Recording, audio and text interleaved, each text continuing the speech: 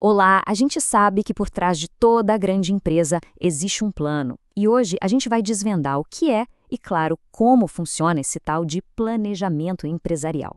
Já pararam para pensar nisso? Como é que uma ideia que nasce numa garagem, do nada, se transforma numa marca que todo mundo conhece e usa? Então, a resposta é bem mais pé no chão do que a gente imagina. Não, não é nenhum passe de mágica. Na verdade, um plano, um projeto que foi muito bem desenhado para o futuro. E é exatamente sobre isso que a gente vai conversar hoje. Para a gente entender o planejamento de hoje, a gente precisa voltar um pouquinho no tempo para uma época de, um verdadeiro caos, que acabou dando origem a tudo isso. Pensa na Revolução Industrial. Foi uma loucura, uma explosão de crescimento. As empresas cresciam muito rápido e, assim, de forma bem desordenada. Foi nesse cenário caótico que, lá em 1916, um cara chamado Henri Fayol apareceu. Ele basicamente trocou o improviso por um método, e com isso criou a figura do administrador. E o mais incrível, a base do que ele pensou continua valendo até hoje, mesmo no mundo que mudou completamente. Fayol definiu que administrar é essencialmente fazer estas 4 coisas. Primeiro, planejar, ou seja, saber para onde ir. Depois, organizar, juntar as ferramentas e as pessoas certas para a jornada. Em seguida, coordenar, que é liderar a equipe na direção certa. E por fim, controlar, que é ir checando se tudo está saindo como planejado e, se não tiver, ajustar a rota.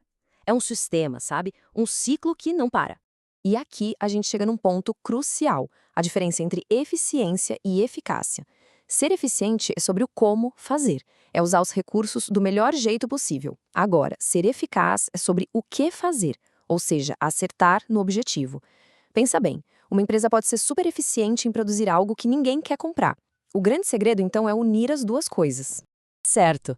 Agora vamos entender a estrutura. Como é que esse planejamento todo se organiza dentro de uma empresa? A gente pode imaginar como uma pirâmide.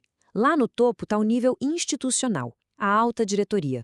No meio, o nível intermediário, que são os gerentes. E na base, o nível operacional, os supervisores que estão ali no dia a dia.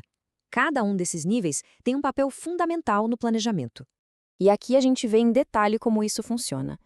No nível estratégico, o papo é de longo prazo. É sobre o destino da empresa. Já no nível tático, essa visão grandona é traduzida em planos para os departamentos.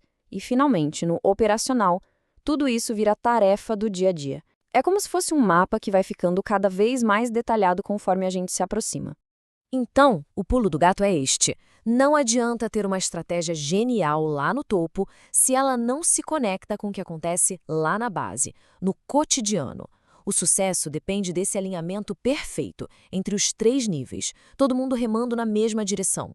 Bom, vamos agora para a parte prática da coisa. Que ferramentas os gestores realmente usam para construir esses planos? Uma das mais conhecidas é a análise SWOT, que a gente chama aqui de FOFA. Ela funciona como uma bússola, ajudando a empresa a entender onde ela está pisando. A análise olha para dentro para achar as forças e fraquezas e também olha para fora para mapear as oportunidades e ameaças. Vamos pensar num exemplo prático. Imagina a Laura, que quer abrir um negócio de comida sem glúten. A habilidade dela na cozinha é uma força, mas a falta de conhecimento de finanças é uma fraqueza. O mercado de pessoas com restrição alimentar na cidade dela é uma oportunidade. E uma crise econômica que faz todo mundo cortar gastos é uma ameaça. Entender esse cenário é o primeiro passo para criar uma estratégia que funcione. Outra ferramenta muito poderosa é o benchmarking, que basicamente é aprender com os melhores. As empresas estudam o que os líderes de mercado estão fazendo de bom, não para copiar, mas para adaptar e melhorar os seus próprios processos.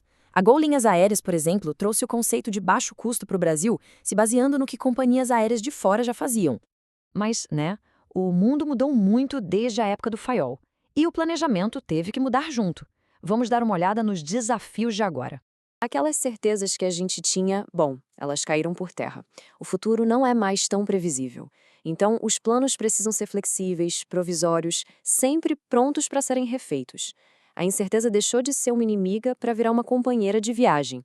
E o foco não é mais só o lucro, mas sim entregar valor para os clientes, funcionários, para a sociedade, para todo mundo que está envolvido. Nesse novo cenário, a inovação vira o motor de tudo.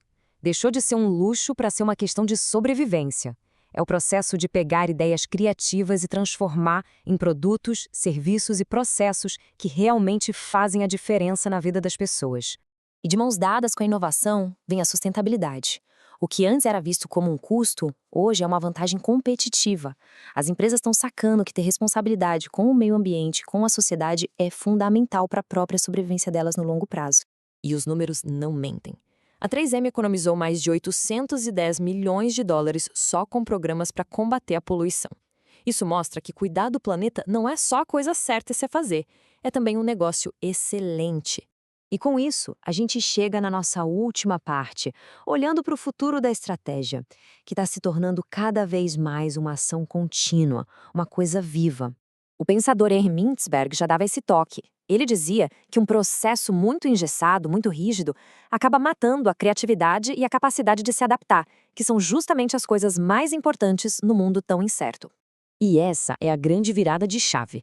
A estratégia deixou de ser um documento estático que fica na gaveta para se tornar um fazer, uma competência do dia a dia. O foco sai do que foi planejado para ir para o que foi realizado. No fim das contas, o que importa não é o plano no papel, mas as ações que de fato chegam no cliente e criam valor. É sobre aprender e ir se adaptando no meio do caminho. E para fechar, fica uma provocação.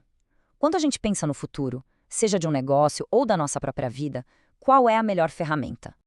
Um mapa todo rígido que se torna inútil na primeira vez que a estrada muda? Ou será que é melhor ter uma bússola dinâmica, que mantém o norte sempre à vista, mas permite que a gente desvie de obstáculos e descubra novos caminhos? Fica aí a reflexão. Até a próxima!